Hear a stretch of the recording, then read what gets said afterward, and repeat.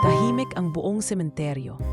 Dahan-dahang bumubuga ng ambon ang langit habang tinatahak ni Miguel Santiago ang makitid na landas patungo sa puntod ng anak niyang si Enzo.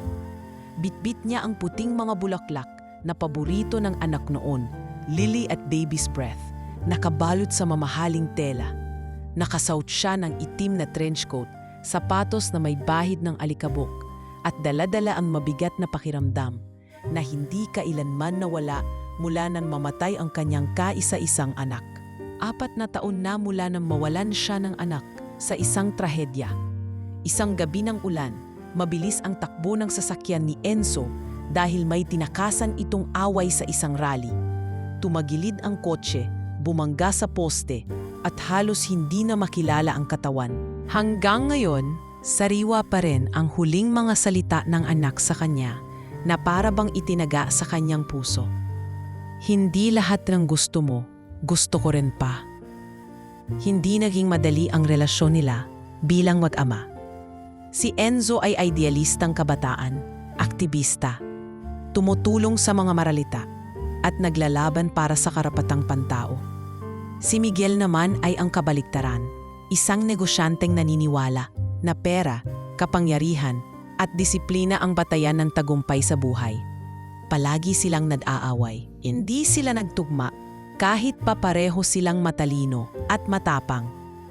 Pasensya ka na anak. Bulong ni Miguel habang iniaabot ang mga bulaklak sa lapida. Hindi ako naging mabuting ama at huli ko na lang naintindihan na hindi mo kailangan ng yaman kundi ng yakap ko. Ahimik ang paligid, tanging ambon at ihip ng hangin ang saksi sa pangungulila niya. Hindi niya inasahan na ang lahat ng pinaghirapan niya ay mauuwi sa katahimikang ito. Walang anak na magpapatuloy ng pangalan, walang kasunod na henerasyon ng Santiago. Sa kabila ng kanyang imperyo, milyon-milyong piso sa mga account at malalaking gusali sa Makati, wala ni isa mang bagay na nakapuno sa nawawalang bahagi ng kanyang pagkatao. Simula nang mawala si Enzo, naging malamig si Miguel sa lahat, maging sa negosyo, mga empleyado, at kahit sa kanyang sarili. Hindi na siya muling nagbukas ng puso sa sinuman. Iniwan niya ang dating fiancé ni Enzo, si Clarice, na kahit pahalos naging parte na ng pamilya, ay hindi rin kinaya ang bigat ng trahedya. Lumayas ito patungong Canada at hindi na muling nagpakita. Ang mansyon nila ay nanatiling tahimik, puno ng alikabok at mga alaala na ayaw niyang galawin. Sir Miguel, tawag ng kanyang driver mula sa malayo. Gusto niyo pong hintayin ko kayo sa kotse? Tumango lang siya. Gusto niyang mapag-isa. Gusto niyang marinig kung may hangin pang magsasalita sa kanya. Sa pamamagitan ng pangalan ng tanak niya. Enzo, kung may pagkakataon lang sana tayong magkausap muli. Naalala niya noon ang isang gabi. Ilang buwan bago namatay si Enzo. Magkaharap sila sa hapagkainan, pero walang imikan. Hanggang sa biglang nagsalita si Enzo. Alam mo pa, hindi ko naman hiniling na maging perpekto. Gusto ko lang tanggapin mo ako kahit hindi ako kasing yaman mo. Kahit hindi ako katulad mo. Gusto ko lang. Maramdaman na anak mo ko, hindi proyekto. At sa galit niya, tumayo siya at binagsak ang kutsara. Kaya ka nagkakaganyan kasi puro katamdamin. Walang yumayaman sa kakasigaw sa kalye. Yun na ang huling gabing nagkita sila. Hanggang ngayon, pinansisisihan niya na sa halip na yakapin ng anak, ang naibigay niya lang ay ang bigat ng kanyang inaasahan. Sa kanyang isipan, binabalikan niya ang mga sandaling iyon, paulit-ulit. Sa kanyang panaginip, umaabot si Enzo sa kanya. Pero palaging hindi niya ito nahahawakan.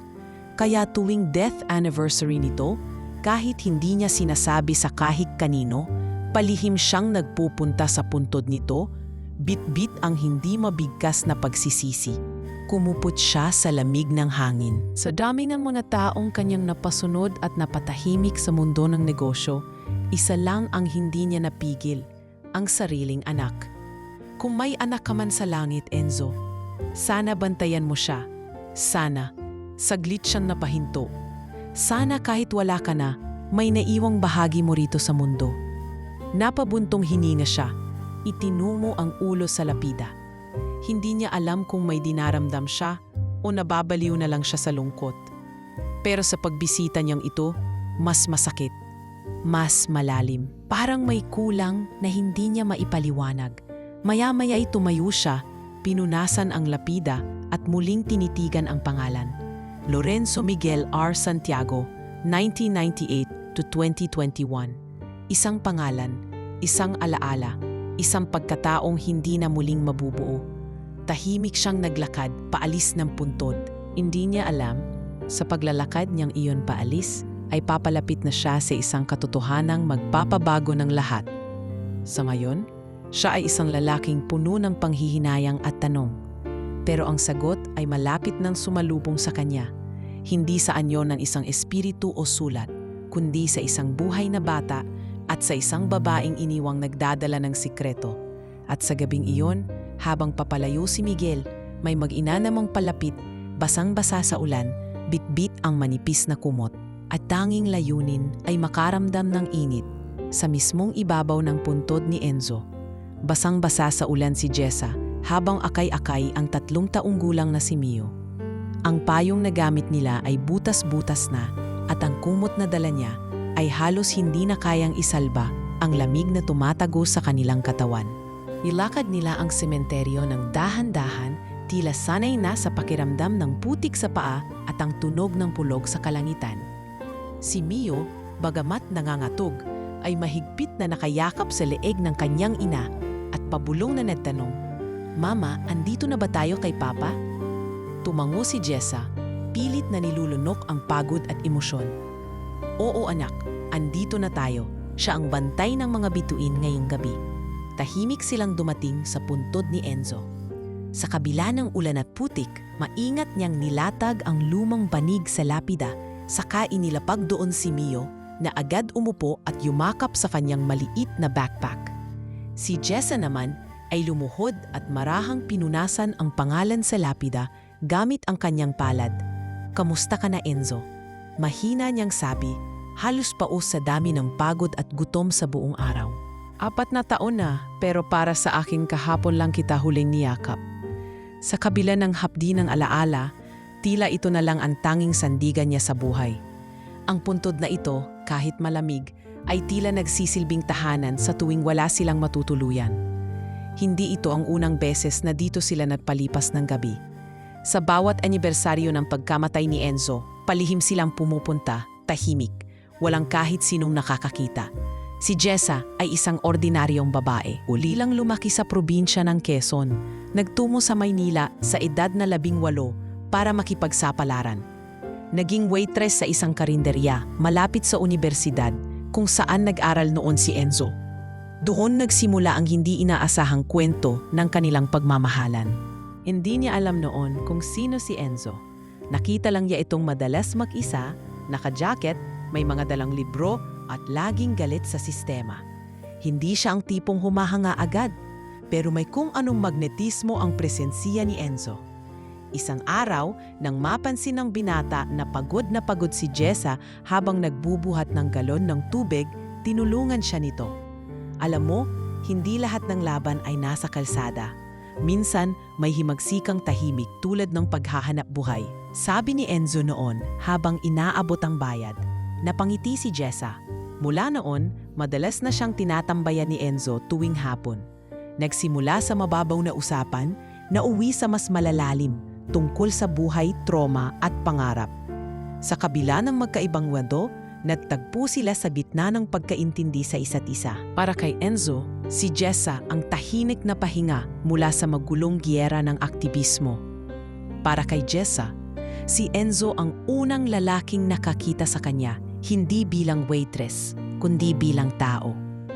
Ngunit tulad ng maraming pag-ibig, hindi ito pinayagan ng mundo. Isang gabi, ibinalita ni Enzo na kailangang itigil muna nila ang lahat. "May gulo, Jess. Mainit ang pangalan ko ngayon. Ayokong madamay ka. Maghihintay ako hanggang humupa," paliwanag niya. Ngunit hindi na ito nangyari, 1 linggo lang ang lumipas. Si Jessa ay nasa ospital, hawak ang pregnancy test na may 2 linya. Nang marinig sa radyo ang balita, aktivistang si Enzo Santiago patay sa car accident. Hindi siya nagpakita sa libing.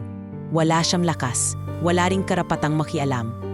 Isang waitress lang siya sa paningin ng mundo. Isa pang babae na hindi tanggap ng pamilya ng lalaki, natakot siya. Kaya tahimik siyang naglaho, dala ang anak sa sinapupunan at ang pag-asang balang araw ay maiintindihan siya ng anak nila. Mahirap ang pinagdaanan ni Jessa. Nangyari ang pagbubuntis sa gitna ng pandemya. Nawalan siya ng trabaho, pinaalis sa inuupahang kwarto, at ilang beses na rin siyang halos mapasubo sa pagbebenta ng katawan. Pero palagi siyang umaatras. Hindi mo ako ipapahiya, Enzo. Bulong niya noon habang kinakausap ang larawan ng binata sa kanyang wallet. Nang isilang si Mio, walang birth certificate na may apelyido ni Enzo.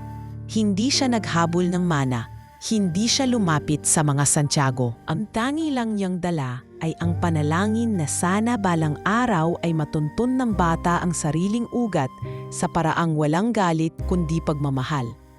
Habang natutulog si Mio sa ibabaw ng lapida ng ama, sinapo ni Jessa ang pisngi nito at pinunasan ang pawis.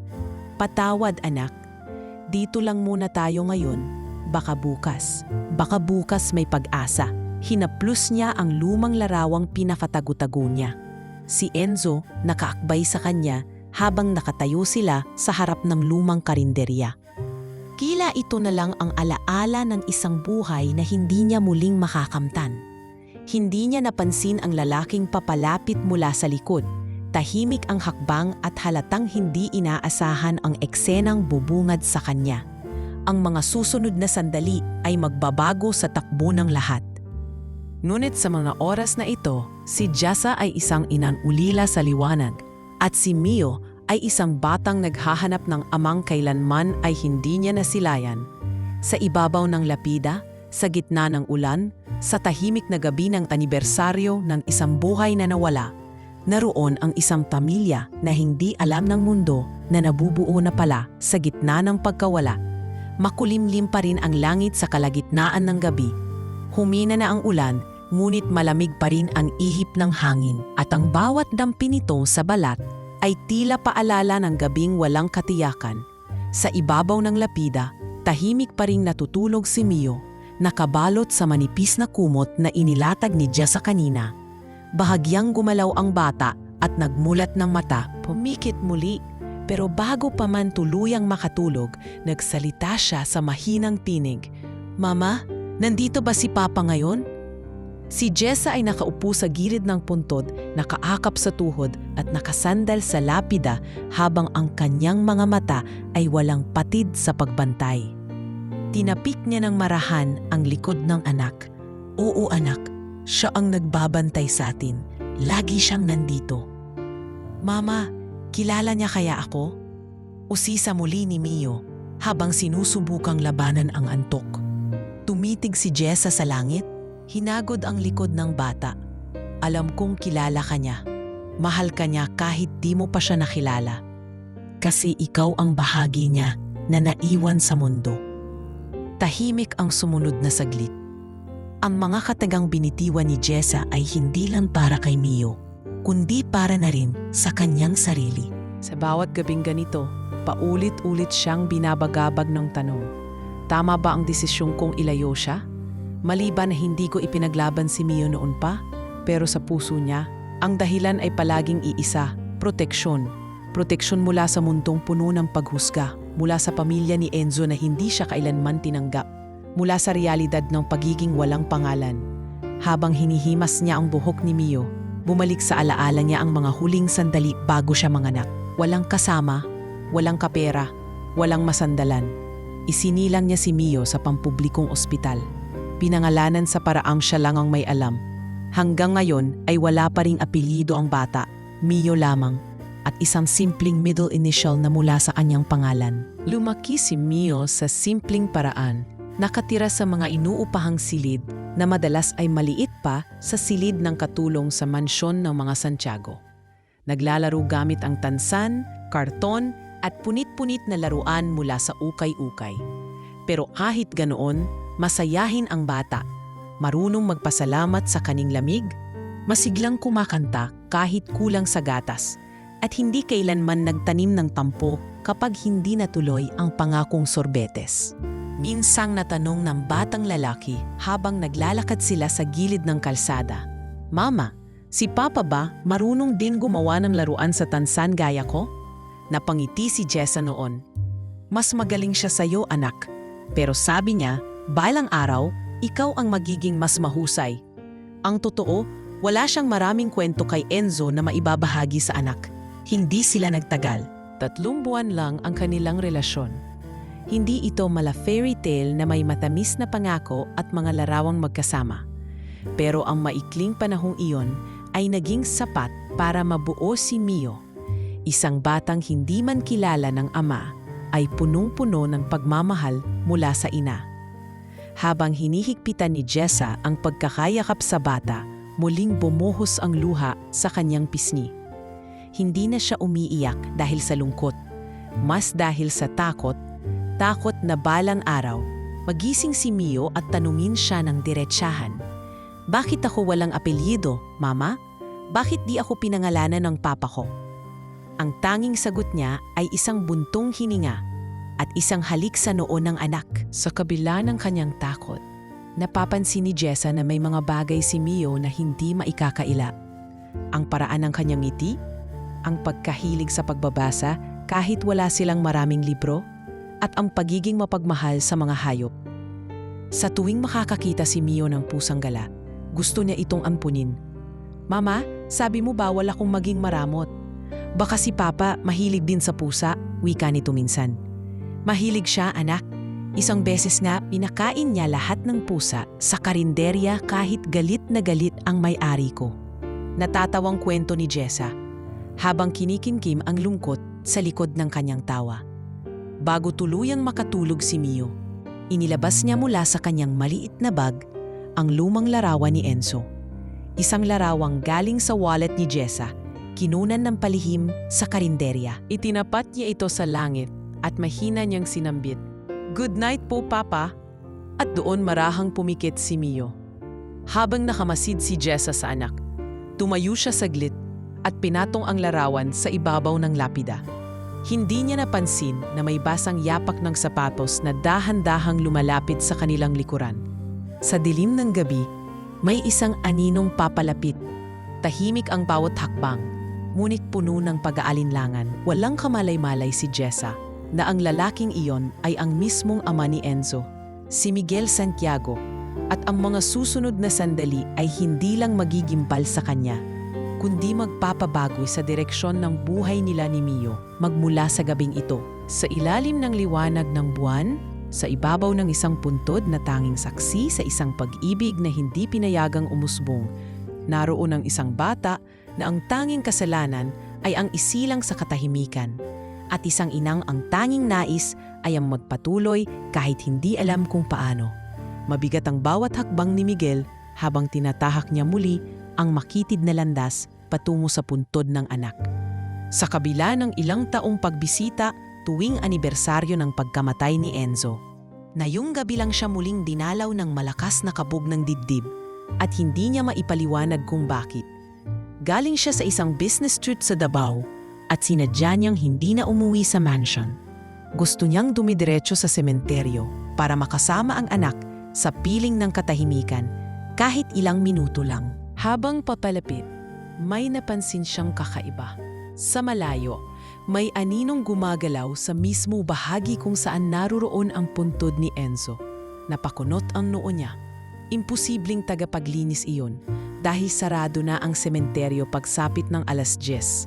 At lalo namang hindi ito multo, hindi siya naniniwala sa ganon. Pero habang lumalapit, lalo siyang nababagabag. Paglapit pa niya ng kaunti, nakita niya ang isang batang nakahiga, mahigpit na nakabalot sa kumot. At isang babae na nakasandal sa lapida ni Enzo. Saglit siyang natigilan. Hindi niya alam kung anong uunahin, ang galit, ang pagtataka o ang kaba. Hindi niya pa rin nakikilala ang babae, pero may kung anong pamilyar sa kilos nito. Huminga siya ng malalim, saka mahinang tinig na tumawag, "Hoy!" Napabalikwas si Jessa sa pagkakaupo. Napaatras siya agad, hawak ang dibdib, gulat na gulat sa boses ng lalaki. Dali-daling tinakpan ang anak na si Mio gamit ang kanyang katawan. Waring instinct ng isang inang handang ipagtanggol ang anak anuman ang mangyari. "Papasensya na po," garalgal ang kanyang tinig. "Wala po kaming masilungan, kaya dito na lang po muna kami nakitulog. Wala po kaming balak manggulo." Hindi pa rin kumikibo si Miguel. Lumapit pa siya. Sa liwanag ng iilang ilaw sa sementeryo, mas naaninag na niya ngayon ang mukha ng babae, maputla, basang-basa at pagod na pagod. Napatingin siya sa bata. Wala sa plano ang kahit anong emosyon. Pero nanigas siya sa kinatatayuan nang mapansin ang hawak ng bata. Isang lumang larawan ni Enzo. Bumilis ang tibok ng puso ni Miguel. Umangat ang boses niya, puno ng tensyon. "Saan mo nakuha yung litrato?" Nagpalingalinga si Jessa, tila lalong natakot. "Ito po, sa kanya po, sa ama niya." "Ama niya?" Bulalas ni Miguel, halos sumigaw. "Anong ibig mong sabihin?" Napaatras si Jessa, pilit na tinatakpan si Mio. "Ako po si Jessa. Ako po ang naging kasintahan ni Enzo bago siya kinuha na aksidente." Natigilan si Miguel. Hindi niya kailanman narinig ang pangalang iyon. Wala sa mga kwento ni Enzo. Hindi ito nabanggit ni Clarice. Hindi ito lumabas kahit sa mga nakalap niyang impormasyon noong pinag-usapan ang huling araw ni Enzo. Ngunit narito ito ngayon, sa harap niya. Isang babae na sinasabing karelasyon ng kanyang anak at isang batang may hawak ng larawan ni Enzo na hindi pa niya nakikita kailanman. "Hindi ko alam kung maniniwala kayo," patuloy ni Jessa, nanginginig sa lamig at kaba. "Pero ito po si Mio. Anak po siya ni Enzo." Parang binuhusan ng malamig na tubig si Miguel. Hindi siya makapagsalita. Ang bata, mula sa pagkakahiga, ay dahan-dahang bumangon at tumingin sa kanya. Maliit ang mukha, matangos ang ilong at may hugis sa mata na parang si Enzo. Nanginginig ang kamay ni Miguel habang palihim na tinatantiya ang posibilidad. "Kung totoo yang sinasabi mo," mariing wika ni Miguel, "bakit ngayon ka lang nagpakita? 4 na taon na ang nakalipas." Lumunok si Jessa. "Dahil natakot ako. Wala po akong karapatan. Isang waitress lang po ako. Wala akong laban sa pamilya ninyo. At ayokong gamitin ang anak ko para sa pera." Napailing si Miguel. "Lahat kayo, ganyan ang sinasabi." "Pero sa dulo, pera rin ang habol nyo." "Hindi po," mabilis ang sagot ni Jessa. "Lumuluha na ngayon. Ang totoo po, wala po kaming balak na humingi ng kahit ano. Gusto ko lang sanang ipakilala ang anak ko sa ama niya, kahit man lang sa puntod." Tahimik. Mabigat ang katahimikan. Tanging ulan sa mga dahon at hikbi ni Jessa ang naririnig. Si Miguel ay parang tinamaan ng isang emosyon na matagal nang nakatago. Ang tingin niya sa bata, unti-unting nagbabago. Hindi na ito bastang estranghero. Hindi na ito kaguluhan. Ito ay maaaring dugo ng kanyang dugo, ang huling alaala ng anak na minahal niya, pero hindi niya naiintindihan noon. "Anong pangalan niya?" tanong niya, halos pabulong. "Mio po," sagot ni Jessa habang pinupunasan ang muka. "Wala po siyang apelyido ni Enzo." "Hindi ko po nailagay. Takot po akong habulin niyo noon." Matagal bago muling nagsalita si Miguel. Tumingin siya sa lapida, sa pangalang nakaukit doon. Sa ilalim nito ngayon ay isang bata, maliit, payat, pero may ningning sa mata na para bang may hinahanap. At tila nahanap yon sa paningin niya. "Bumangon kayo," mahinang utos ni Miguel. "Sumama kayo sa akin." Ano po?" gulat ni Jessa. "Hindi ko alam kung totoo yang sinasabi mo, pero kailangan nating malaman." "Hindi pwedeng dito kayo natutulog. Kung anak siya ni Enzo, karapatan kong malaman ang katotohanan." Hindi kumibo si Jessa. Saglit siyang tumingin kay Mio, saka marahang tumango. Tinulungan niyang bumangon ang anak at tiniklop ang basang kumot. Walang anumang damit na pamalit, walang laruan, wala silang dalang kahit ano. Ngunit sa sandaling iyon, parang may humahawak sa kanyang puso. Hindi na siya nag-iisa. At kung totoo man na kinikilala ni Miguel ang posibilidad na ito nga ay anak ng kanyang anak. Baka ito na ang simula ng bagong kwento para sa kanila. Tahimik silang naglakad palayo sa puntod. Sa unang pagkakataon, may 3 kaluluwang humiwalay sa isang libingang puno ng alaala at lumalakad patungo sa isang hinaharap na hindi nila alam kung dapat katakutan o pag-asa ang magdudulot ng katarungan sa lahat ng naiwang tanong.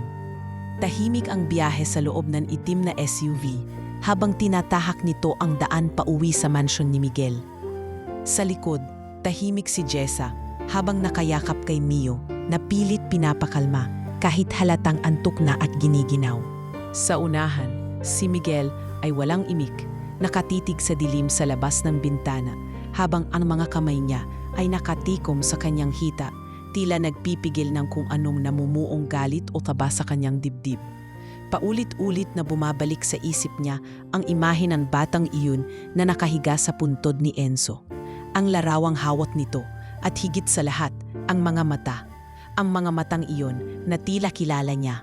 Gusto ko ng kasagutan, bigla niyang sabi. Basag ang katahimikan sa loob ng sasakyan. Hindi ako papayag na ipaloko. Marami na akong nasalubong na sinamantala ang pagkamatay ng anak ko. Kung isa ka lang sa kanila, hindi po ako ganun, sabat ni Jessa.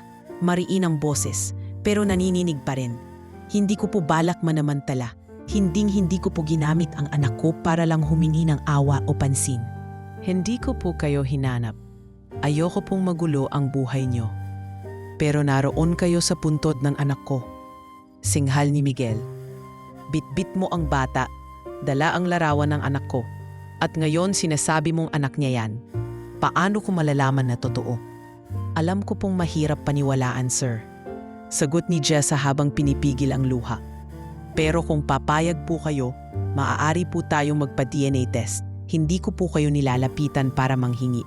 Kahit anong resulta po niyan, tatanggapin ko. Gusto ko lang po sanang malaman niya, ni Mio, kung saan siya galing. Naglakbay ang tanong na iyon sa isip ni Miguel. Wala siyang intensyon na agad maniwala. Ilang ulit na rin siyang nadismaya at nilapitan ng mga babaeng sinasabing naging kasintahan daw ni Enzo at may iniwang anak.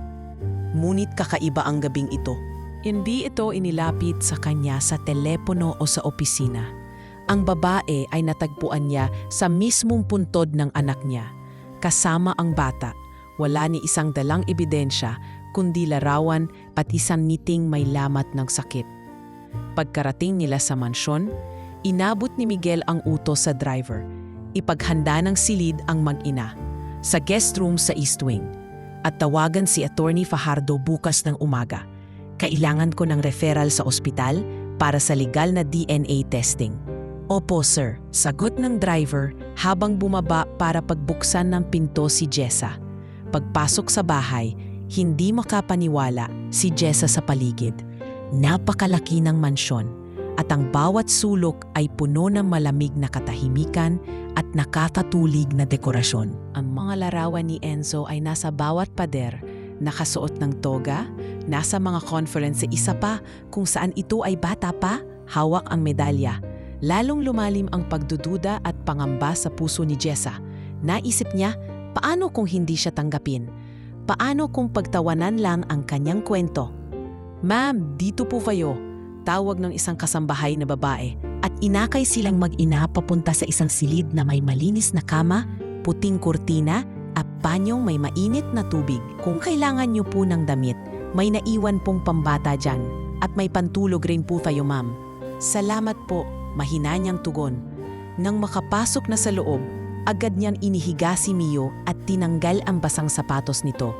Halos mapaiyak siya sa pagod at kaba. Pero kinailangan niyang maging matatag. Pinunasan niya ng basang bimpo ang katawan ng anak. Saka nito isinuot ang maliit na pajama na nakita sa drawer. Si Mio, kahit antok na antok, ay nagtanong muli, Mama, sino yung lalaki kanina? Huminga siya ng malalim. Siya ang lolo mo, anak. Tatay ni Papa. Tay ni Papa? Bulalas ni Mio at napangiti parang may pag-asa na buhay sa kanyang muka. Kilala niya ako? Hindi pa, pero baka bukas makilala ka na niya. Tugon ni Jessa habang humahalik sa noo ng bata. Sa kabilang bahagi ng mansion, sa kanyang silid, Si Miguel ay nakaupo sa isang leather chair habang hawak ang lumang larawan na naiwan ni Mio sa puntod. Tiningnan niya itong mabuti. Ang mukha ni Enzo sa larawang iyon ay masaya, walang pader ng galit at tila ibang tao kaysa sa anak na kilala niya. Sa sulok ng larawan ay may bakas ng isang kamay ng babae, bahagyang nakaakbay. Mio, bulong niya sa sarili. Kung totoo kang apo ko, nasaan ako sa mga panahong kailangan mo ng tahanan? Tumayo siya at tinignan ang isang lumang kahon ng mga sulat at alaala ni Enzo. Isa doon ay may maliit na papel na sulat kamay. Kung mawala man ako sa mundo at may naiwang bahagi ko sa ibang tao, sana mabigyan siya ng karapatang mabuhay ng may pangalan at pagmamahal. Napaupo siyang muli. Ila ba binatukan ng multo ng nakaraan? Kinabukasan, maagang dumating si Attorney Fajardo at inayos ang schedule para sa DNA testing sa isang kilalang laboratorya. Ipinaliwanag nito kay Miguel ang proseso at legal na validity ng resulta. Kung positibo, sir, maari nating ayusin agad ang legal documents para sa suporta o kung nais niyong irehistro ang bata sa pangalan ng anak ninyo. Tumango si Miguel. Kung totoo nga, ayoko siyang lumaki sa kahihiyan. Ayokong maranasan niya ang pader na binangga ni Enzo sa akin. Habang ang buong mansion ay nananahimik sa bagong araw, sa loob ng silid sa East Wing, si Jessa ay gising na. Hinaplos niya ang pisngi ng anak at sa loob ng kanyang dibdib ay may dasal. Na sa wakas, sana, kahit isang pagkakataon man lang, ay tanggapin sila hindi bilang abala sa mata ng mayaman, kundi bilang bahagi ng isang nawawala at muling nabubuong pamilya. 3 araw ang lumipas mula nang tumuntong si Jessa at ang anak niyang si Mio sa loob ng mansion ng mga Santiago. Ngunit para kay Jessa, parang bawat minuto ay katumbas ng 1 taon. Sa tuwing maglalakad siya sa pasilyo, dama niya ang mabibigat na tingin ng ilang kasambahay. Hindi lantaran ang panghuhusga, ngunit dama niya sa katahimikan ang mga tanong, ang pagdududa. Sinabihan siya ni Miguel na manatili lang sa bahay hanggang sa lumabas ang resulta ng DNA test. At sa pagitan ng pananatili at pananahimik, tila siya'y nakabitin sa pagitan ng pag-asa at pangambang mawasak muli ang lahat. Si Mio sa kabilang banda ay tila walang kabang nararamdaman. Masigla itong naglalaro sa garden, tumatakbo sa damuhan, sinusundan ang mga paro-paro at minsan ay nagkukwento sa isang gwardiya tungkol sa papa niyang bantay ng langit. Kahit ilang beses pa siyang pinagsabihan ni Jessa na maging tahimik, hindi ito mapigilan sa pagiging palakaibigan. Kuya, ikaw po ba'y may tatay din na nasa langit? Minsang tanong ni Mio sa isang hardinero habang ito'y nagtatanim ng mga bagong bulaklak. Napangiti ang lalaki, sabay sagot, Oo Mio, pareho pala tayo, pero ikaw may lolo ka na ngayon ah. Napahinto si Mio. Lolo? Yung matangkad na seryoso po? Oo, si Don Miguel. Mabait yan. Hindi lang sanay ngumiti. Bakit po hindi siya nagsasalita sa akin? Tanong ng bata sabay nguso sa malaking bintana sa itaas ng mansyon kung saan naroon si Miguel, tahimik na nakamasid mula sa kanyang opisina. Baka nahihiya rin, biro ng hardinero. O baka sinusubukan ka pa niyang kilalanin. Samantala, si Miguel ay hindi matahimik. Ilang araw na niyang paulit-ulit na binabalikan ang mga larawan ni Enzo. Sinisilip ang mga video nito mula sa kanilang family archive, mula pagkabata hanggang sa huling taong buhay ito. Sa bawat larawan at galaw, sinusubukang hanapan ni Miguel ng pagkakatulad si Mio. Lahat ng detalye ay binibigyang pansin. Ang hubog ng tenga, ang ngipin, ang estilo ng pagtawa, ang hugis ng mga mata. May ilang pagkakataong nauutal siyang magsimula ng pag-uusap sa bata tuwing nagkakasalubong sila sa pasilyo. Pero bago pa man siya makapagsalita, lumilingon na si Mio at sumisigaw ng mama, saka dumidikit sa gilid ng ina. At sa mga sandaling iyon, napapaatras si Miguel. Waring tinatamaan ang pag-aalinlangan sa kung paano ba dapat makapag-ugnayan sa isang batang posibleng dugong Santiago. Hanggang isang hapon, dumating ang tawag mula sa ospital. Si Attorney Fajardo ang tumawag. At may bahid ng tensyon sa boses nito habang kausap si Miguel sa telepono. Sir, lumabas na po ang resulta. Gusto niyo po bang ipadala sa email o ipahatid ng personal? Huwag, ako na ang pupunta, sagot ni Miguel at walang sabi-sabing lumabas ng mansion. Sa loob ng 2 oras, nasa conference room na siya ng ospital. Hawak ang puting sobre na may tatak ng DNA diagnostics. Tahimik niyang binuksan ito habang si Attorney Fajardo ay nakatingin lang sa kanya mula sa kabilang mesa. Binasa ni Miguel ang resulta, mga numero, percentages, at ang isang linyang tila nagpabagsak ng buong bigat ng kanyang katawan. Probability of paternity, 99.9997%. The alleged father is not excluded as the biological father of the child. Tumigil ang kanyang paghinga. Bumalik sa isip niya ang gabing nakita niya si Mio sa puntod. Ang larawan, ang ngiti, ang mga mata. At ngayon, wala nang duda. Anak nga ito ni Enzo. Apo niya, dugo niya. Tahimik siyang umalis ng ospital. Sa loob ng sasakyan, hindi siya makapagsalita. Gusto niyang matawa, gusto niyang umiyak, gusto niyang sumigaw. Pero higit sa lahat, gusto niyang makabawi. Gusto niyang maibigay sa batang iyon ang lahat ng hindi niya naibigay sa anak niyang si Enzo. Pagdating niya sa sala, nanginginig ang boses nito. Sir, lumabas na po ba? Tumango si Miguel. Oo. Hindi agad siya nagsalita. Kinuha niya mula sa bulsa ang sobre. Sa kamarahang iniabot ito kay Jessa. Nanginginig ang kamay ng babae habang binubuksan ang dokumento. Habang binabasa niya ang linya ng konklusyon, napaupo siya, halos mawalan ng lakas. Lumuluha siya, pero hindi ito luha ng takot, kundi ng pag-amin ng panalangin na natupad. Pasensya na kayo, mahinang sabi ni Miguel, bahagyang namamaos ang tinig. Sa lahat ng pagdududa ko, hindi ko alam kung paano sisimulan ito. Pero ngayon, malinaw na. Apo ko si Mio. Napahagulhol si Jessa, hindi makapaniwala na narinig niya iyon mula sa bibig ng lalaking kinatatakutan niyang ayaw silang kilalanin. Mansion, sinalubong siya ni Jay. Lumuhod siya sa harap ni Miguel. Wala po akong hinihingi. Kahit anong tulong, kahit pera, kahit pangalan. Gusto ko lang pong malaman ng anak ko kung saan siya galing, kung sino siya. Tumingin si Miguel kay Jessa, sa babaeng ilang beses na niyang hinusgahan sa isip. Hindi niya nakita ang isang babaeng sakim. Nakita niya ang isang ina na matapang, tapat at nagtaguyod mag-isa. Hindi mo kailangang magsumamo, mariing wika ni Miguel, dahil simula ngayong araw. Di na kayo bisita rito. Si Mio ay Santiago. At ikaw, Jessa, ikaw ang ina ng apo ko. May lugar kayo sa bahay na ito. Sa sulok mang silid, si Mio ay lumabas mula sa likod ng kurtina. Tahimik lang na nakikinig sa usapan. Dahan-dahan siyang lumapit kay Miguel at marahang hinawakan ng kamay ng matanda. Lolo, tanong ng bata. Tumingin si Miguel sa kanya at sa unang pagkakataon lumuhod ito sa harap ng bata. Oo, apo, lolo mo ko.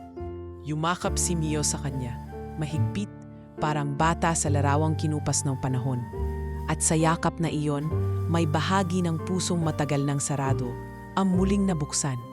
At sa wakas, sa loob ng malamig na mansyon, may init na muling bumalot sa puso ni Miguel Santiago.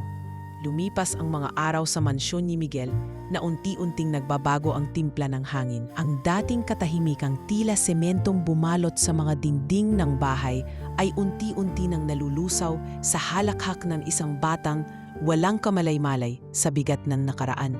Si Mio, ngayon ay palaging naririnig sa mga hallway, tumatakbo, nagtatanong o kaya'y nakikipagkwentuhan sa mga hardinero at kasambahay na dati halos hindi umiimik sa presensya ni Don Miguel.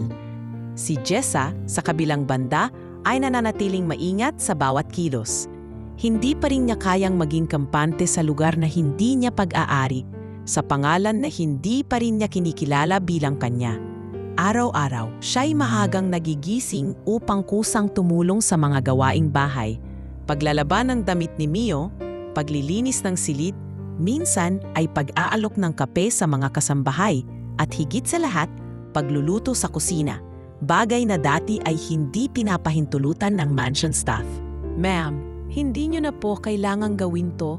Mahina ngunit magalang na tugon ng kasambahay na si Aling Cora nang makita si Jessa na nagbabalat ng sibuyas. Hindi po ako sanay na walang ginagawa, sagot ni Jessa habang pinupunasan ang mata dahil sa hapdi. Hindi po ako sanay na inuupuan lang ang bawat araw habang ang anak ko ay tumatakbo sa paligid. Gusto ko pong maging bahagi nito kahit simpleng paraan. Napangiti si Aling Cora, napansin ang pagtitiis ng babae. Sa totoo lang, ma'am, sa tagal ko po dito, ngayon lang ulit may halakhak sa bahay na to. Salamat sa anak nyo. Sa kabilang banda, si Miguel ay pinipilit pa rin kilatisin ang sitwasyon. Wala siyang ipinapakitang emosyon sa harap ng anak niya, pero palihim niyang pinagmamasdan ito. Tuwing makikita niya si Mio na gumuguhit sa veranda, iniisip niya kung ganoon din ba ang hilig ni Enzo noon. Tuwing naririnig niya ang batang magtanong ng matatalinong bagay, "Lolo, bakit po hindi lahat ng mayaman ay masaya?" Napapatahimik siya. Sa sarili niya, unti-unting bumubuo ng mga sagot na noon ay hindi niya kailanmang tinanong. Isang hapon, habang nagpapahinga si Miguel sa sala, lumapit si Mio at sumampa sa tabi niya. Bitbit nito ang isang drawing book at ipinakita ang kanyang iginuhit. Isang malaking bahay, puno ng puno at bulaklak at may 3 taong nakatayo sa harapan. Isang matandang lalaki, isang batang lalaki at isang babaeng may hawak na palayok. "Magaling ka palang mag-drawing. Nagmana po ako kay Papa. Sabi ni Mama, magaling din po si Papa sa arts. Tama po ba?" Bahagyang kinabahan si Miguel. Matagal na niyang hindi naririnig ang pangalan ng anak mula sa ibang tao, lalo na sa isang bata. "Oo anak, mahilig siyang gumuhit. Mahilig din siyang nagsulat ng tula. Pwede niyo po bang ikuwento sa akin yung tungkol kay Papa?" Biglang tanong ni Mio. Muling natahimik si Miguel. Tumingin siya sa bata, sa mapupungay nitong mata na punun-puno ng pag-uusisa at pananabik. "Siguro isang araw ikukuwento ko sa iyo lahat ng alam ko sa kanya. Promise, Lolo? Promise." Sa gabing iyon, habang pinapatulog ni Jessa si Mio, hindi niya napigilang mapangiti. "Mama," bulong ng bata, "ang bait pala ni Lolo. Kanina po, hindi na siya galit." "Talaga? Anak?" "Opo." Tapos sabi niya, ikukwento niya raw si Papa sa akin. Excited po ako. Hindi nakasagot si Jessa. Sa halip, napahigpit ang yakap niya sa anak at bumulong sa hangin. "Salamat, Enzo. Salamat sa pagdadalangin para sa anak natin." Ngunit sa kabila ng katahimikan, may mga tanong pa rin bumabagabag kay Miguel. Isang gabi, tinawag niya si Jessa sa veranda habang abala siya sa pagbubukas ng isang kahon ng lumang mga gamit ni Enzo. "May mga bagay akong gustong itanong," wika niya. Tumango si Jessa, naupo sa upuan sa tapat niya.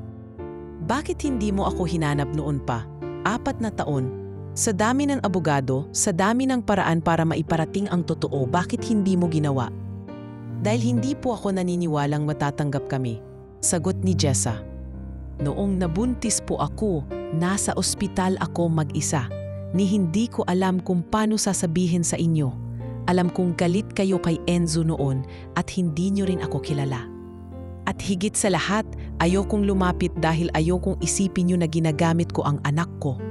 Pero alam mong may karapatan ako bilang lolo," ani Miguel. "Opo, at araw-araw pinagdadasal ko na balang araw kayo na mismo ang makakita sa amin. Hindi ko alam kung paano pero pinili ko pong manahimik at palakihin ang anak ko ng may dignidad." Tiningnan ni Miguel ang babae.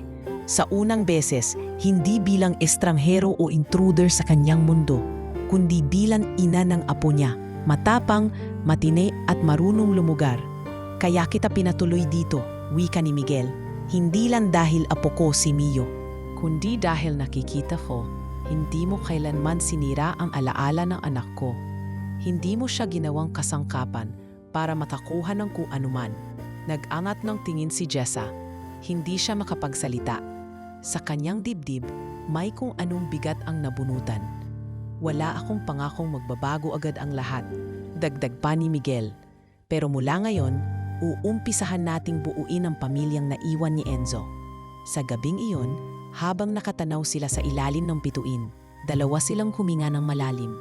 Isang milyonaryo at isang dating waitress. Isang batang walang apelyido at isang tapong may bagong kinikilalang pangalan. At mula sa katahimikan ng mansion, isang buwan na ang lumipas, isang bagong yugto na ang tahimik na binubuo, hindi sa yaman kundi sa tiwala, sa pagkilala at sa pagsisimula ng muling pagtanggap. Hindi mapakali si Miguel habang tahimik na nakaupo sa kanyang opisina sa ikalawang palapag ng mansion. Sa kanyang mesa ay nakapatong ang isang brown envelope, hindi galing sa negosyo kundi mula kay attorney. Fajardo na kamakailan lamang ay kanyang inatasang siyasatin ang buong personal na background ni Jessa. Sa kabila ng unti-unti niyang pagtanggap sa bata, isang bahagi ng kanyang utak ang nanatiling gising sa mga tanong. Sino ba talaga si Jessa? Saan siya galing? At bakit tila napakailap ng impormasyong nauukol sa kanya noong unang mga taon matapos mamatay si Enzo? Binuksan ni Miguel ang sobre at isa-isang inilabas ang laman. Nandoon ang ilang Xerox copy ng mga record ng ospital, dating address at lumang litrato mula sa mga permit ng karinderyang pinantrabahuan ni Jessa. May isa ring student record mula sa probinsya ng Quezon, kung saan lumalabas na si Jessa ay nagtapos ng high school na may honors, ngunit hindi na nakapagpatuloy sa kolehiyo. Ayon sa report, ulila na ito sa ama't ina mula 14 na taong gulang at mula noon ay natutong tumayo sa sariling paa. Ang pinakanakakagulat sa lahat ay ang huling pahina, isang sulat kamay mula sa isang matandang babaeng nagngangalang Aling Iska, dating may-ari ng karinderya sa Sampaloc, Maynila. Ang batang si Jessa ay isa sa pinakamabait na empleyado ko. Hindi ko siya kailanman nakita na nagsinungaling. Nang malaman ko na nabuntis siya, hindi niya binanggit kung sino ang ama. Ang sabi lang niya, hindi niya ako iniwan, Aling Iska. Hindi lang talaga siya binigyan ng pagkakataon. Tumigil sa pagbasa si Miguel. Napapikit siya. Ibinaba niya ang sulat sa katumayo. Dahan-dahan siyang lumakad palabas ng opisina at bumaba patungo sa kusina kung saan naroon si Jessa na abalang pinupunasan ang mesa habang nag-aayos ng mga pinagkainan ni Mio at ng ilang tauhan ng bahay. "May oras ka ba?" tanong ni Miguel. Marahang tono ng boses, hindi gaya ng dati. Napalingon si Jessa, bahagyang kinabahan. "Opo sir, bakit po?" "Gusto kitang kausapin, tungkol kay Enzo." Tahimik silang naupo sa veranda habang malamlam na sinisinagan ng araw ang hardin. Malayo sa loob, naririnig ang tawa ni Mio habang naglalaro ng habulan kasama ang driver at hardinero. Sandaling katahimikan ang lumipas bago nagsalita si Miguel. "Hindi ko alam kung napansin mo, pero pinasiyasat ko ang background mo." Tumango si Jessa. "Inaasahan ko po yan. Wala po akong itinatago." "Alam ko," sagot ni Miguel, "at yun ang nakagugulat. Sa lahat ng inaakala kong madidiskubre, mas lalo lang akong napaisip kung paanong nagawa mong itaguyod ang anak ko nang hindi humihingi ng kahit anong pabor. Wala kang kinapitan, wala kang nilapitan." Hindi agad nakasagot si Jessa. Huminga siya ng malalim. "Alam ko pong kahit ilang ulit ko pong sabihin na hindi ako naghabol ng pera, mahirap paniwalaan. Pero sir, sa araw-araw na lumipas mula nang mawala si Enzo, ang tangi ko pong iniisip ay ang kaligtasan ng anak ko. Hindi ko na po inintindi kung may karapatan ako sa yaman ng pamilya niyo. Ang iniintindi ko lang po kung paano siya makakakain, kung paano ko siya mapatutulog nang may bubong kahit sako lang ang kutson." Tumingin si Miguel sa kanya, matagal, waring sinusuri ang bawat salitang lumalabas sa bibig ng babae. "Mahal mo ba talaga si Enzo?" Bahagyang lumambot ang mga mata ni Jessa. "Mahal na mahal, sir. Hindi po naging madali ang pagmamahalan namin. Maikli lang ang panahon. Pero sa bawat araw na kasama ko siya, hindi ko kailanman naramdaman na wala akong halaga. Hindi siya tulad ng iba niyong inilarawang anak na rebelde, suwail o pabigat. Sa akin, isa siyang lalaking marunong makinig, marunong magbigay, marunong magmahal kahit alam niyang hindi madali." Tahimik si Miguel. Inilabas niya mula sa bulsa ang isang lumang litrato. Isa sa mga huling larawang nakuha mula sa isang CCTV sa karinderya. Nandoon si Enzo, naka-jacket, nakaupo sa harap ng isang babae habang magkasabay silang kumakain. "Ikaw ba ito?" tanong niya, habang iniabot ang larawan kay Jessa. Kinuha ito ni Jessa at agad kinilala. "Opo, gabi po yan bago siya na aksidente. Huling gabing nakita ko siya." "Bakit hindi mo sinabi sa amin?" "Dahil ayaw kong ipilit ang sarili ko. Ayaw kong piliting kilalanin ng pamilyang hindi ako hiniling. Hindi ako parte ng mundo niyo, sir. Hindi ako galing sa pamilya. Hindi ako nakapagtapos. Hindi ako marunong magsalita sa harap ng abogado. Pero kay Enzo, sapat ako." Hindi alam ni Miguel kung anong sasabihin. Sa unang pagkakataon, nabulol siya sa emosyon. "May hindi ako nasabi sa anak ko bago siya mamatay. Hindi ko siya kailanman napatawad sa pagiging ibang-iba sa akin. Pero ngayong naririnig ko kung paanong minahal siya ng isang taong gaya mo. Pakiramdam ko anak pa rin pala talaga siya." Sa tamang paraan.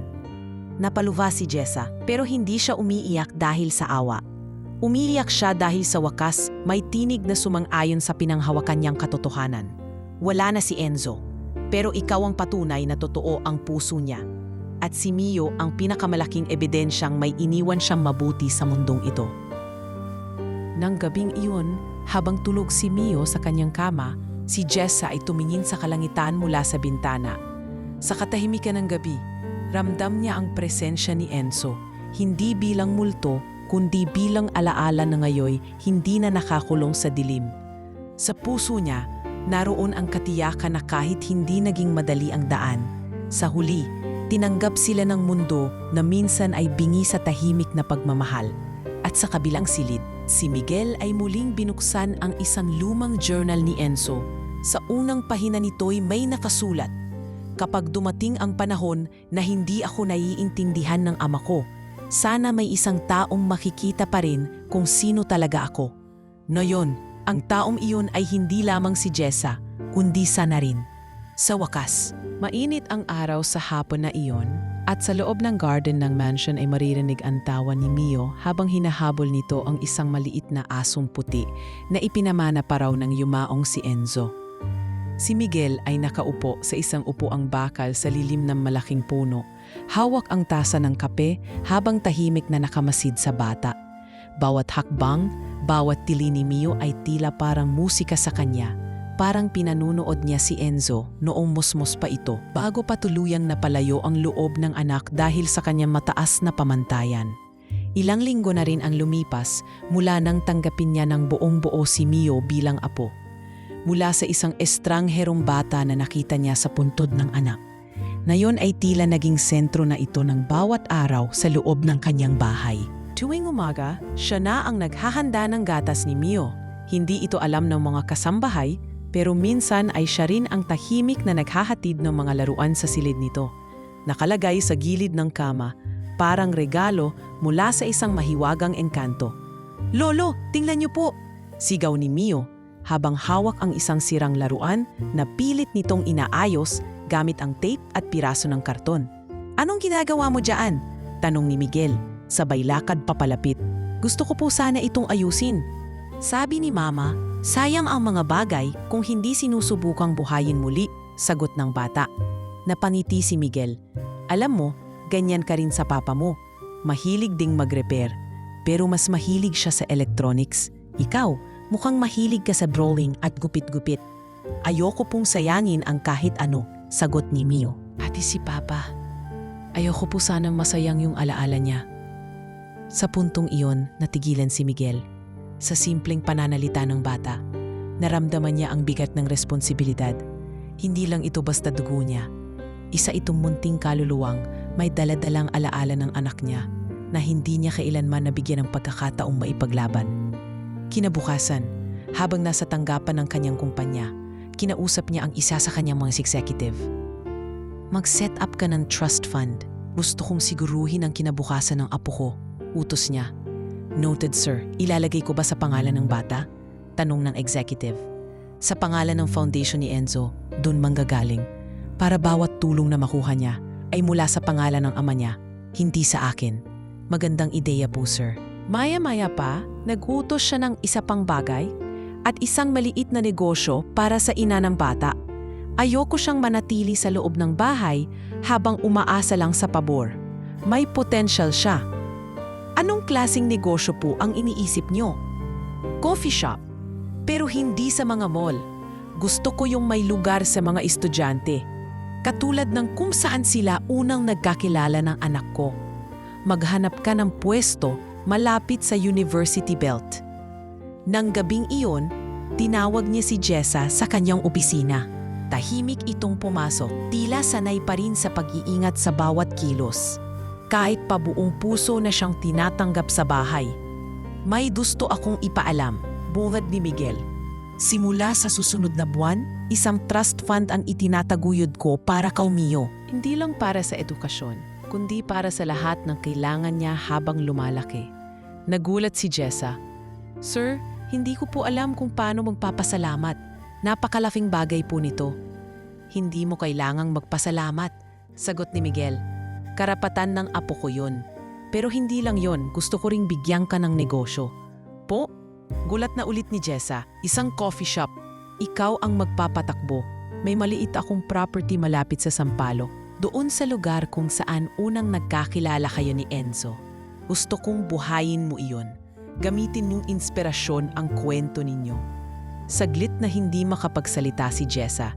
Sa loob ng maraming taon, hindi niya inasahan na darating ang araw na isang dating pangarap lang niya ang biglang itutulak sa kanya ng mismong ama ng lalaking minahal niya. Sir, kung maibabalik ko lang ang buhay ni Enzo, mas pipiliin ko pa yon kaysa anuman. Pero dahil wala na siya, itataya ko ang buhay ko para sa anak namin. Gagawin ko po ang lahat para maipagmalaki ninyo ako. Hindi mo kailangang patunayan ang sarili mo, sabi ni Miguel. Pero salamat.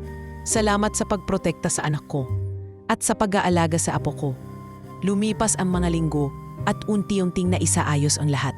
Si Jessa ay nagsimulang mag-training kasama ang isang business consultant. Inihanda para sa paghawak ng sariling tindahan. Si Mio, sa tulong ng abogado ni Miguel, ay unti-unting isinasailalim sa legal na proseso ng pag-aampon. Hindi upang burahin ang pagkatao, kundi upang bigyan ng apelyedong matagal na niyang karapat-dapat. Isang araw, habang nakaupo si Miguel sa harap ng laptop niya, dumating ang sulat mula sa foundation na pinamamahalaan sa ngalan ni Enzo. May kasama itong larawan ng unang batch ng scholars, ng batang ulila na piniling bigyan ng libreng edukasyon. Isa sa mga batang ito ay may hawak na lapis na may nakasulat na, "Para kay Enzo." Napangiti si Miguel. Naramdaman niyang kahit wala na ang anak niya, patuloy itong nabubuhay sa puso ng mga taong minsan nitong minahal. Sa simpleng pamana ng pangalan, sa mga proyekto para sa kabataan at higit sa lahat sa isang batang nangangalang Mio na ngayon ay nagsisimula ng tumakbo sa mundong dati ay ikinulong sa pagitan ng lungkot at panghihinayang. At sa araw-araw na lumilipas, si Miguel ay muling natututo. Hindi ng mga business forecast, kundi ng pagmamahal, yung uri ng pagmamahal na hindi nangangailangan ng kapalit, kundi pagtanggap, pagkilala, at ang pagbibigay ng pagkakataon sa isang buhay na minsang hindi niya pinansin. Ngunit ngayon ay pinakamahalaga sa lahat. Tahimik ang buong bahay nang dumating ang liham sa mansyon. Isang sobre na may eleganting selyo, naka-address kay Don Miguel Santiago at may pamilyar na pangalan sa sender. Clarice Herrera, agad na namutla si Miguel nang makita ito. Ilang taon na ang lumipas mula nang umalis si Clarice patungong Canada. Ang babaeng minsang akala niya'y magiging asawa ng kanyang anak, ang babaeng tinuring niyang perpekto para sa pamilya, ngunit nawala ring parang bula matapos ang libing ni Enzo. Hindi agad niya binuksan ang sulat. Sa halip, inilapag niya ito sa mesa at tumitig dito ng matagal. Waring tinatantiya ang bigat ng alaalang muling binubuksan nito. Kinabukasan, muling bumalik sa kanyang isipan ang pangalan ni Clarice.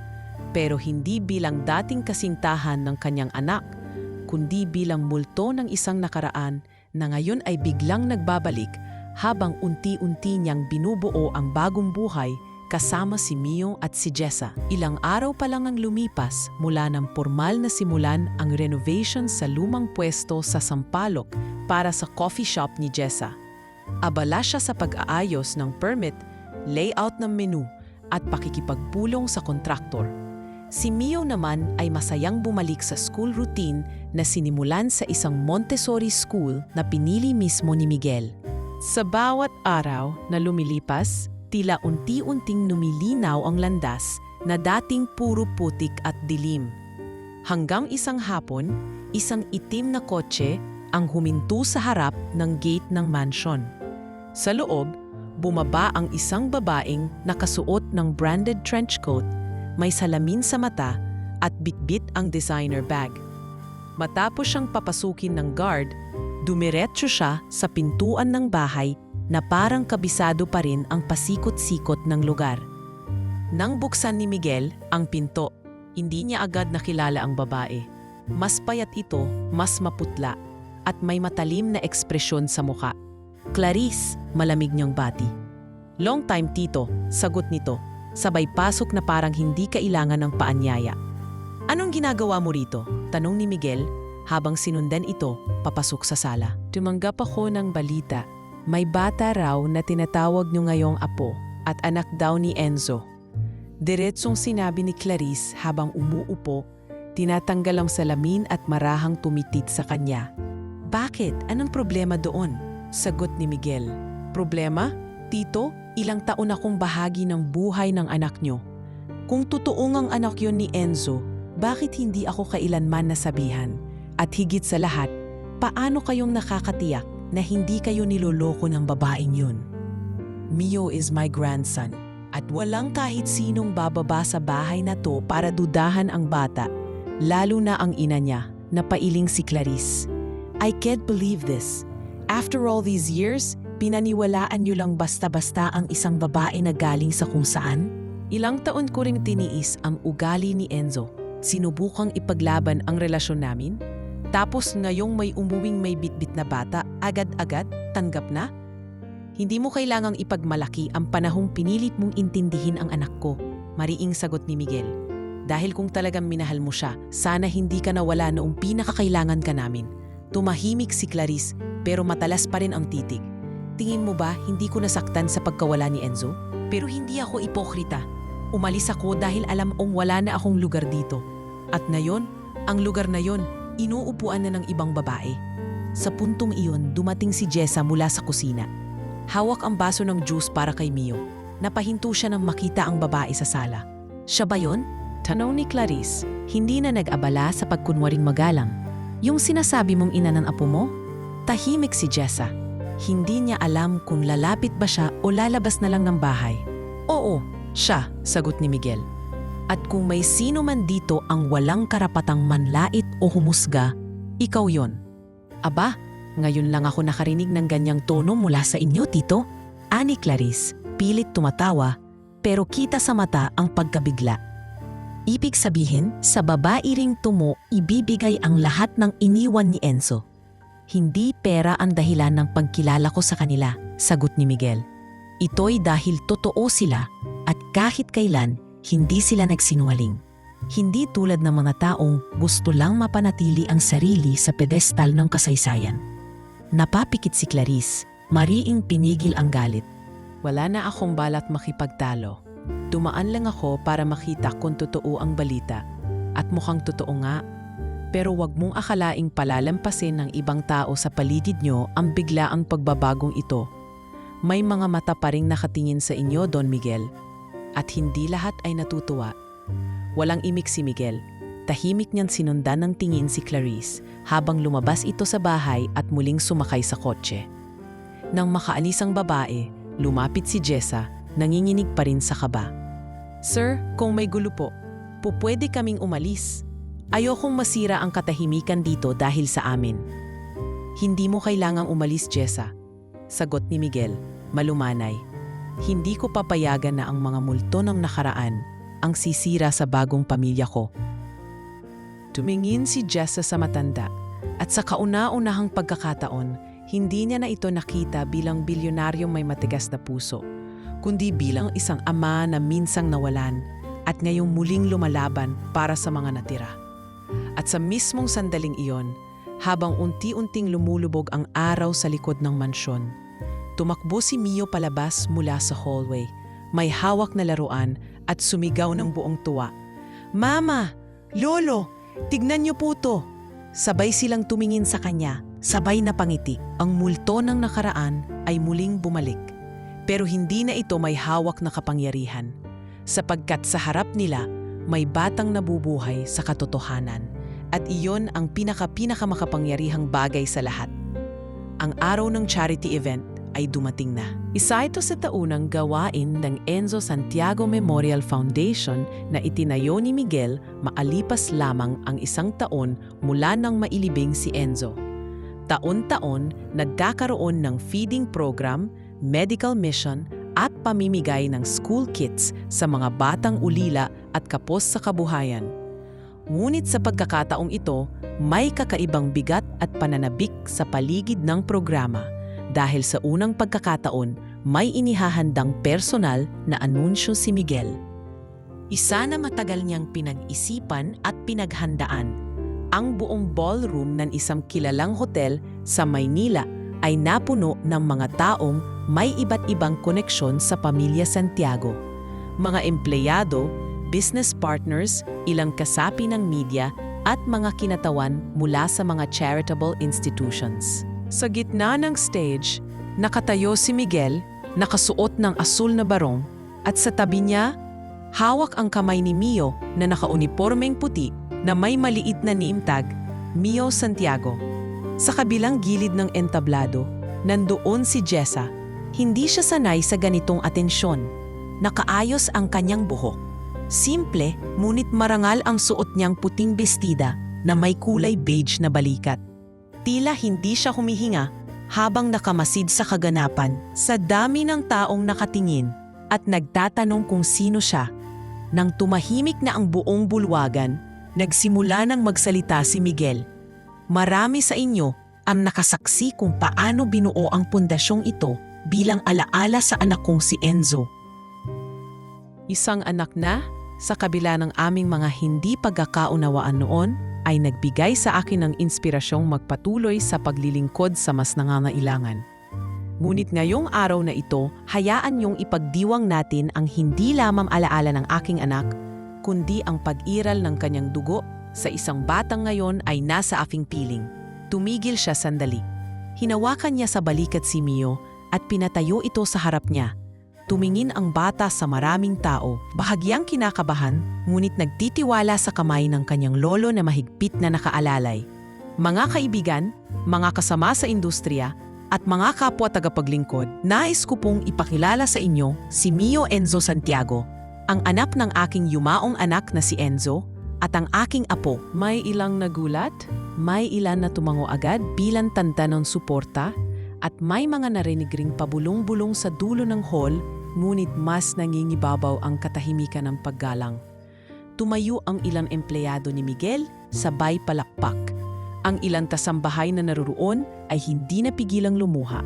Si Mio, bagamat hindi ganap na nauunawaan ang bigat ng nangyayari, ay ngumiti at kumaway sa mga tao, tila isang batang prinsipe sa unang hakbang ng kanyang mundo. Lumapit si Jessa sa gitna, marahang tinawag ni Miguel. Tumayo siya sa tabi ng anak at bumulong, "Hindi kita palalampasin sa tabi. Karapat-dapat kang makita ng mundo." Nang tumayo na si Jessa sa entablado, hindi siya nagsalita, ngunit ang kanyang presensya, ang simpleng postura niya habang mahigpit na yakap ang anak niya at anak ni Enzo, ay tila sapat na pahayag ng dignidad at pagmamahal na hindi kailanman nangailangan ng ingay. Sa pagtatapos ng kanyang talumpati, muling nagsalita si Miguel. "Natutunan ko sa mga nagdaang taon na ang pangalan, yaman at reputasyon ay mga bagay na kayang mawala sa isang iglap. Ngunit ang pan-ibig, lalo na ang pag-ibig ng isang anak, kahit pa matagal mong hindi pinansin, ay nananatili." At sa pamamagitan ni Mio at ng kanyang ina, muli akong binigyan ng pagkakataon na itama ang lahat ng maling hindi ko na kayang balikan. Kaya't sa lahat ng narito, hinihiling ko hindi lang ang pagtanggap sa aking apo, kundi ang pagkilala sa kanyang pagkatao. Hindi dahil Santiago siya, kundi dahil karapat-dapat siyang mahalin. Pagkatapos ng programa, maraming lumapit kay Miguel para bumati. Ang ilan ay nagsabi ng kanilang pagsuporta, habang ang iba ay may bahid ng intriga sa mga tanong. Ngunit si Miguel ay hindi nagpatinag. Hawak niya ang kamay ni Mio, at sa bawat sagot niya, buo ang tinig. Bata siya, pero bitbit niya ang puso ng anak ko. At kung may hindi makaintindi niyan, hayaan niyong ako na ang humarap. Sa kabila ng lahat, si Jessa ay piniling manatiling tahimik. Sa mga mata niya, ang tagumpay ay hindi nakasalalay sa mga palakpak ng mga bisita, kundi sa tingin ng anak niya na tila ba ngayon lang ito nakaramdam ng pag-aari, ng kinikilala at ng tunay na tahanan. Nang matapos ang event, hindi agad umuwi si Miguel. Inaya niya si Jessa at Mio sa isang lumang orphanage sa Marikina, isang institusyon kung saan maraming bata ang walang pamilya. Doon idinaos ang maliit na salo-salo para sa kaarawan ni Mio. Sa halip na hotel, sa halip na marangyang party, ang birthday ni Mio ay puno ng kantahan, palaro, at simpleng spaghetti at chicken sa styrofoam plates. "Lolo, ang saya po!" sigaw ni Mio habang tumatakbo sa paligid kasama ang ibang bata. "Gusto ko pong bumalik dito lagi." "Babalik tayo, apo," sagot ni Miguel, habang pinagmamasdan si Jessa na abala sa pamimigay ng mga regalo sa mga bata. Dahil dito tayong nagsisimulang natutong magmahal sa tamang paraan. Sa gabing iyon, sa loob ng sasakyan pauwi, nakatulog si Mio sa kandungan ng kanyang ina. Si Miguel ay tahimik lang na nagmamaneho. Hindi ipinaubaya sa driver, habang ang mga ilaw ng Maynila ay nagbubuo ng maliliit na alaala sa salamin ng bintana. Sa kanyang isipan, alam niyang marami pa siyang kailangang harapin. Marami pang tanong, pagdududa, at mga mata ng lipunang laging mapagmasid. Ngunit sa puso niya, sigurado siya sa isang bagay, na ang batang ito na minsang natagpuan niyang natutulog sa ibabaw ng puntod ng anak niya, ay ang buhay na patunay na may pag-asang muling mabuo ang pamilyang minsang nabasad. At ngayon, handa na siyang ipaglaban ito. Sa harap ng mundo, sa harap ng kasaysayan, sa harap ng kanyang konsensya.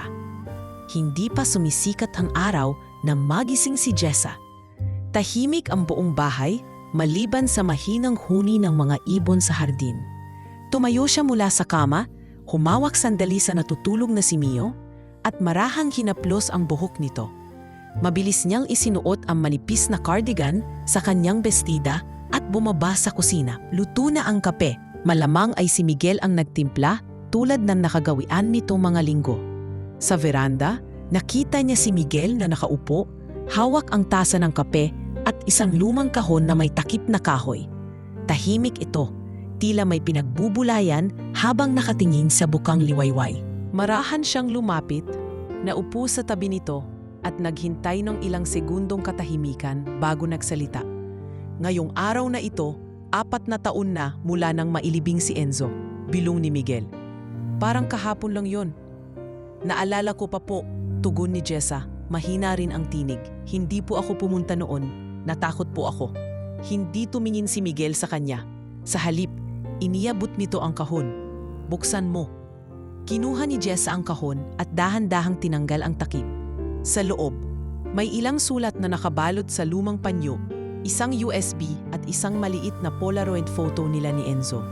Kinuha sa mismong araw na binisita siya ng binata sa karinderya habang nagluluto siya ng lumpia. "Saan niyo po nakuha to?" gulat na tanong ni Jessa. Napapatiig sa litrato. "Hinahanap ko ang mga gamit ni Enzo nitong nakaraang gabi." May tinagong flash drive sa likod ng kanyang drawer. Laman nito ang mga lihim niyang tula, pati video message, para sa'yo. Napaluha si Jessa, napakapit sa kahon na tila ba hawak niya ang buong mundo. "Hindi ko siya lubos na nakilala noon," sabi pa ni Miguel. "Pero sa mga isinulat niya, alam kong ikaw ang tanging tao na pinili niyang mahalin ng buo." Lumipas ang ilang oras at nang magising si Mio, Inayos nila ang mga bulaklak na dadalhin sa puntod. Dahil ito ang anibersaryo ng libing ni Enzo, nagpasya si Miguel na sumama sa mag-ina upang sa unang pagkakataon ay sabay-sabay nilang bisitahin ang himlayan ng taong nagpabago sa kanilang buhay. Pagdating nila sa sementeryo, magkatabi silang naglakad. Si Miguel, si Jessa at si Mio na may bitbit na maliit na basket ng puting bulaklak na siya mismo ang pumili. Umupo sila sa harap ng lapida ni Enzo. Tahimik, walang sermon, walang dasal na minimemorya. Tanging presensya ng bawat isa. "Hi, Papa," wika ni Mio. Walang takot at may ngiti pa. "Dinala kita ng bulaklak." Sabi ni Mama, paborito mo raw ito. Tapos si Lolo, nagluto po ng adobo, kasi yun daw yung paborito mong ulam. Napangiti si Miguel. Hindi nga kami pareho ng panlasa, pero oo, adobo ang paborito niya. Ito pong sulat, ginawa ko sa school, dagdag ni Mio. Inabot ang maliit na papel na may drawing ng 3 tao, isang matangkad, isang babae, at isang bata. Sabi ko, sana masaya ka po sa langit. At sana proud ka sa amin. Napaluha si Jessa at hindi rin napigilan ni Miguel ang mapabuntong hininga. Ilang saglit ang lumipas bago siya tumayo. Nilabas mula sa kanyang bulsa ang isa sa mga sulat ni Enzo na natagpuan niya sa flash drive. "Pwede bang basahin ko to?" tanong niya kay Jessa. Tumangulang ito habang yakap si Mio. Binuksan ni Miguel ang patel, medyo lukot-lukot at dilaw na sa gilid. "Para sa magiging anak ko, kung sakaling hindi na tayo magkita, huwag kang magtampo sa akin. Baka wala ako sa mundo habang binabasa mo to, pero gusto kong malaman mong hindi kita pinabayaan.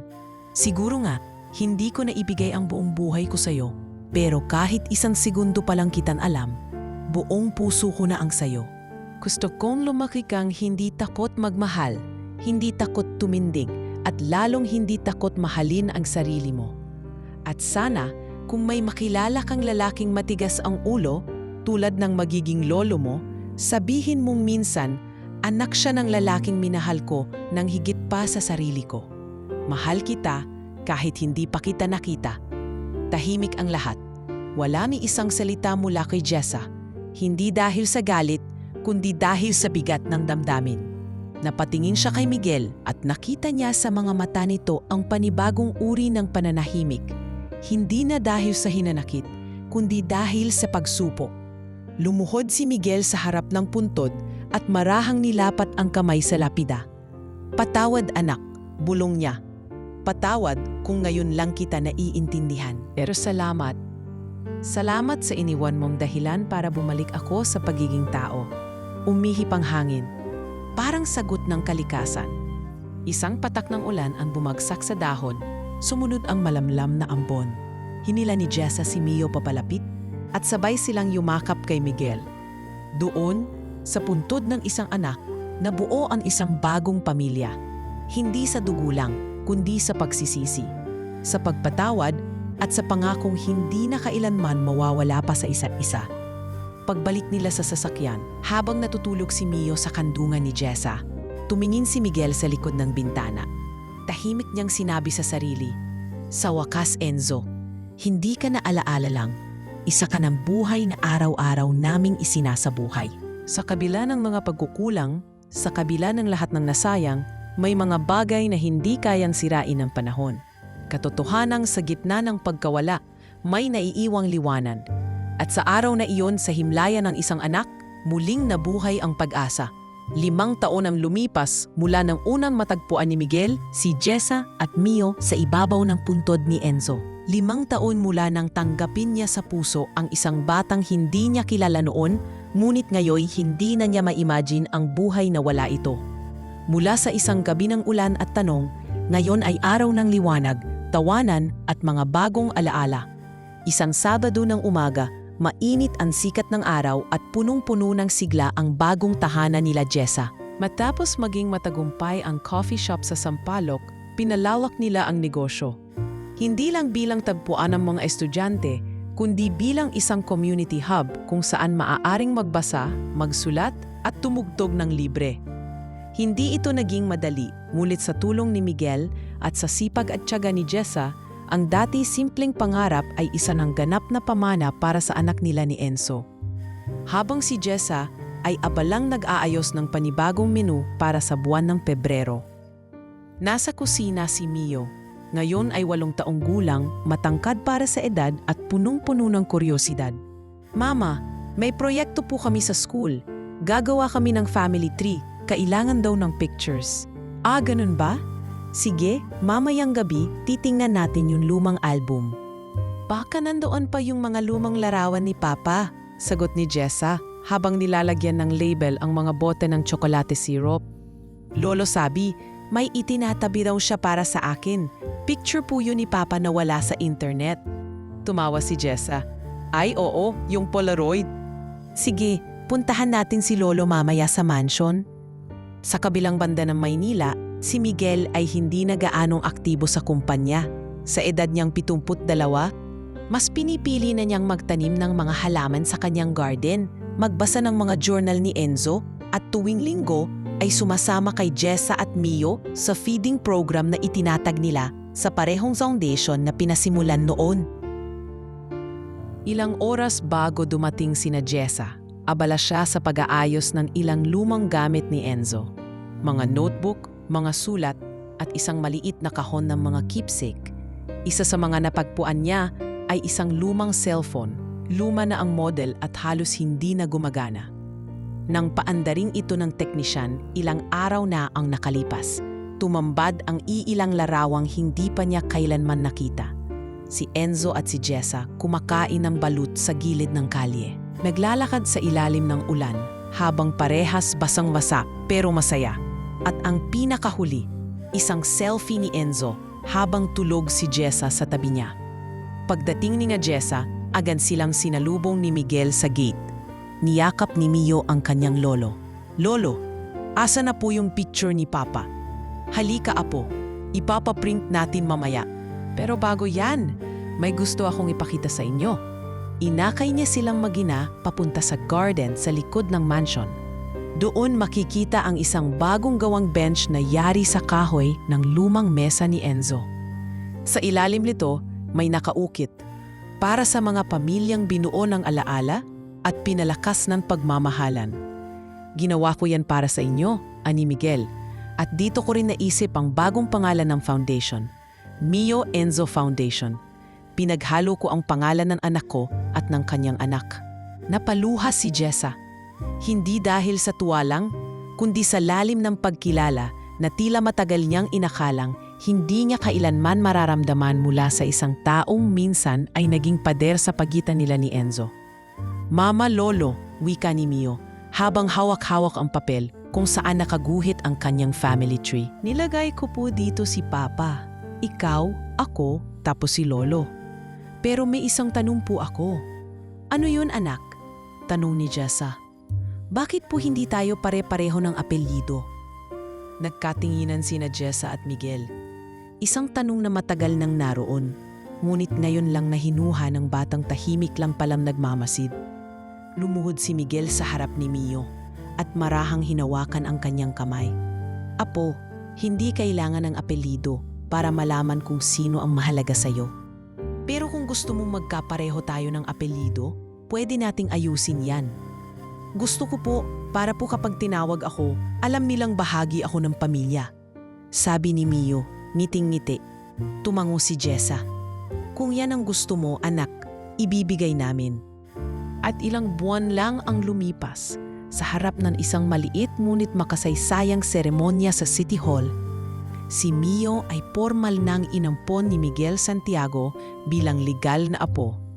Nakapirma si Jessa bilang ina, habang si Miguel ay buong pusong inilagay ang kanyang pangalan sa birth certificate ng bata. Hindi upang burahin ang nakaraan, kundi upang kumpletuhin ang kasaysayang minsang naging lihim. Pagkatapos ng seremonya, habang sila'y nasa isang maliit na beach resort na pag-aari rin ng kumpanya, naupo silang tatlo sa buhangin. Ang langit ay kulay kahel, ang alon ay banayad, at ang hangin ay malamig ngunit hindi malupit. Lolo, Mama, dito po ba tayo palaging babalik tuwing bakasyon? Tanong ni Mio habang nililibot ng mata ang malawak na dagat. Oh, anak, sagot ni Jessa habang nakasandal sa balikat ni Miguel.